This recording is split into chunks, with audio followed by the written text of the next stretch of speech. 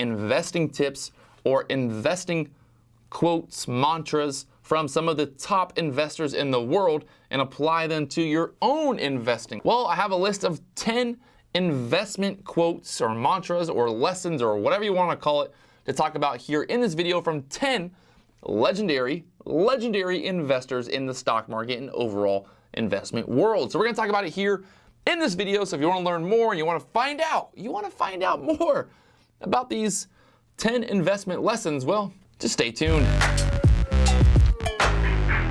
What's going on, guys? Patrick here, and today we're going to be talking about 10, I'm giving you 10 investment lessons or investment quotes from 10 influential or legendary investors in the stock market or investment world here today.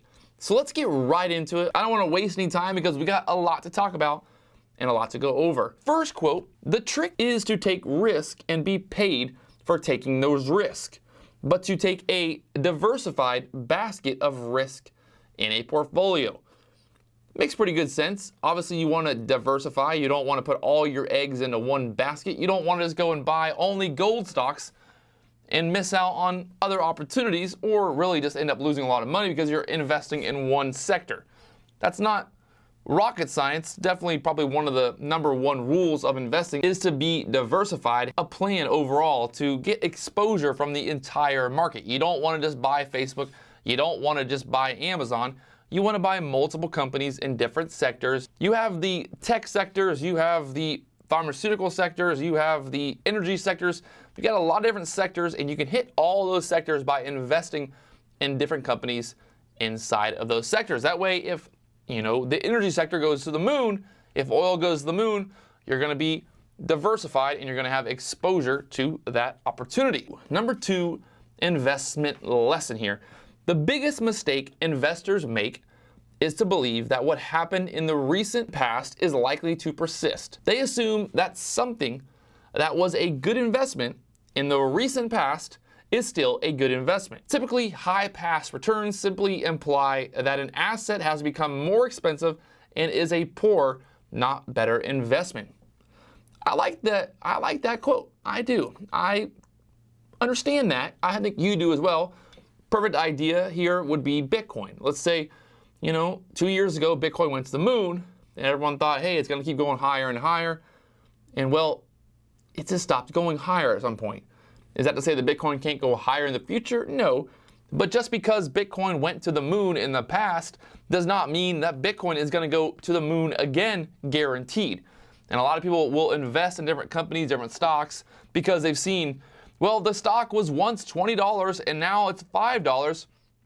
It's a good investment to buy today. Or they end up buying a stock that's going to the moon thinking that it's going to continue to go higher when really the fundamentals are still the same. #3 tip here: most investors are primarily oriented toward return. How much they can make and pay little attention to the risk. How much can you lose? Well, that's pretty good idea. You want to understand that if you are investing in a company, just because it's $100 a day does not mean it can't be $5 tomorrow. So you have to understand that there are risks to every opportunity. Perfect example is GoPro. At one point, GoPro was like $90, and now I haven't even looked at the price, but it's way below $90 now. For people who invested in GoPro when it was $90, if they're still holding, they're hoping and praying, well, good luck. That's not the way to invest. You don't want to just be buying anything and everything that's going higher. You want to have an idea. You want to be able to manage that risk. And that also applies to day trading. The #4, you don't get rewarded by taking risk. You get rewarded for buying cheap assets. And if that asset you bought got pushed up in a price simply because they were risky, then you are not going to be rewarded for taking a risk. You are going to be punished for it. I don't know really how that applies. I guess you're getting punished for being risky and buying a stock that's going higher. I don't know. What do you guys think? Leave a comment down below with that quote there for the #4 quote about you don't get rewarded for taking risk. You get rewarded for buying cheap assets. #5. The speculator's deadly enemies are ignorance, greed, fear, and hope. All the statue books in the world and all the rule books on all the exchanges of the earth cannot eliminate these from the human animal. Well, We talk about this all the time, and that's emotion. Emotion is always going to be your biggest enemy, day trading, investing, and all that. So you got to keep that emotion in check. You got to trade like a robot, which is almost impossible as a human because emotion dictates so much of our lives. So that's definitely a good quote. Number 6, most things end up moving in cycles. Okay, that's a good rule. Some of the greatest opportunities for gain and loss comes when other people forget rule number 1. Perfect example would be overall with the market. You're gonna have a bear market, you're gonna have a bull market. When the market is going higher, it's going to the moon, you obviously have to understand that it's not gonna go to the moon forever. Bitcoin, perfect example. I don't like to always use Bitcoin as an example, but it gives us a pretty good idea of how markets work. You get big moves, and then you get moves to the downside. And you have to understand that just because Bitcoin's going to the moon today does not mean it's going to go to the moon forever. Perfect. That's a good rule. Make sure you understand that obviously the market moves in cycles. Number 7, there is a simple, although not easily, alternative to forecasting. Buy when an asset is cheap and sell when an asset gets expensive. Valuation is the primary determination for long-term returns and the closest thing we have to a law of gravity in finance. Works pretty good for me. Perfect example, again, Bitcoin. When Bitcoin went to the moon, you obviously thought, hey, might be a good time to be selling. I bought it when it was cheap. I'm going to take profit when it's higher. Now, when Bitcoin started crashing, got down to the $3,000 area, I was like, this could be a good time to buy. It's cheap. It looks like it's finally kind of setting up for an opportunity to go back to the upside, and then bam, 100% return. So obviously, you want to be buying when assets are cheap, and you want to be selling when things seem to be getting expensive. Number 8 here, this is actually George Soros. It's not whether you're right or wrong that's important, but how much money you make when you're right and how much you lose when you're wrong is a really good quote for day trading in general. Obviously, if you're losing big, but you're winning small, you're not going to make any money. But if you're able to win, big or decently, you're able to take large profits and keep your losers small. If you make $100 every day, but when you have a red day, you'll only lose $50, well, you can grow your account. You don't need to be right 100% of the time.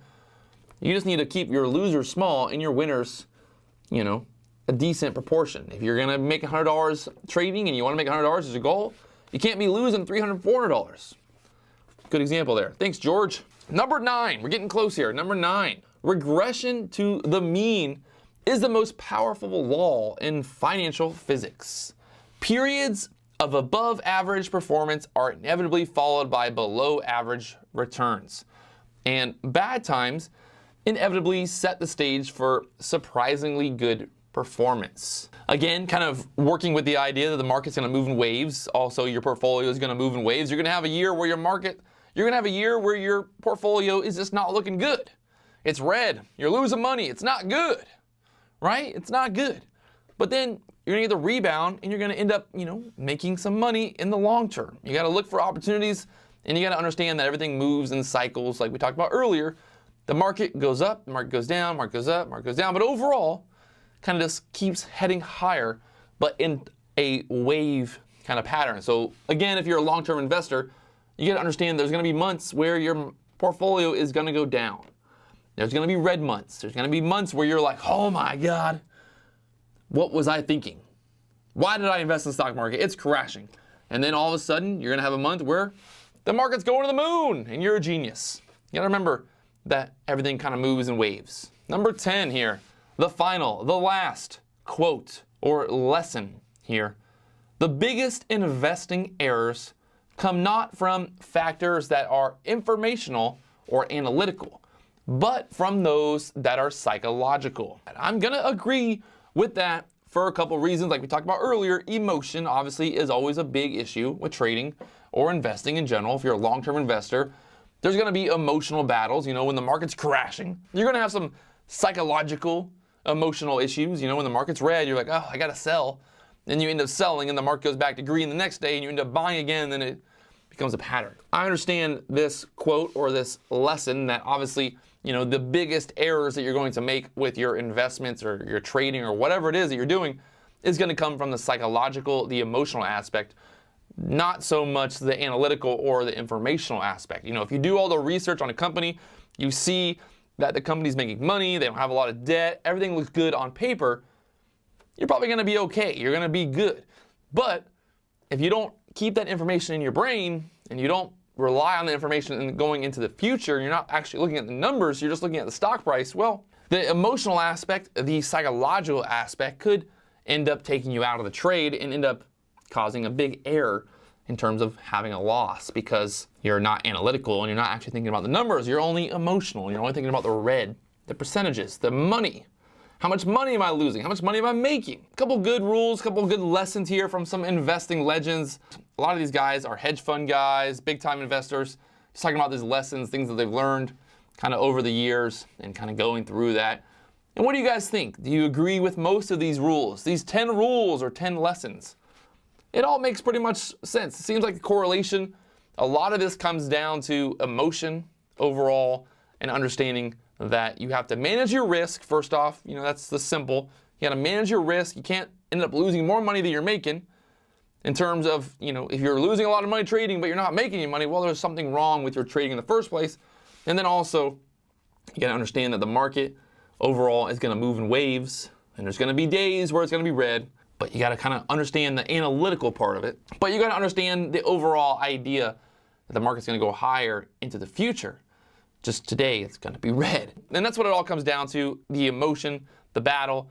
It's day trading, it's investing, whatever it is, you're battling your emotions. And that's probably the hardest thing about investing in general. Really what it comes down to is if you have a plan and you have an investment strategy, and your plan is every 2 weeks you're going to invest $100 in the market, and that's your goal, that's what you're doing every 2 weeks, no matter what the price of the market is, no matter what the stock price is, whatever you're buying, if you have this plan and you set it in motion and you understand that you're putting in money, you're risking the money, but you're not risking more than you're willing to lose, it also makes it much easier to weather the red days, to weather the drawdowns.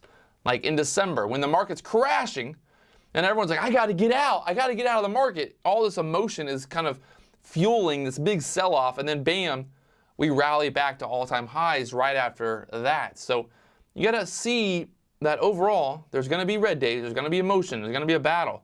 But when you have a plan and you're kind of sticking to that plan, no matter what you're doing with an investment strategy, when you're sticking to that plan, you're going to be much better off going into the future because you have the information and you have that plan to rely on. And that's what it comes down to, my friends. Pretty cool. 10 tips, 10 lessons about investing.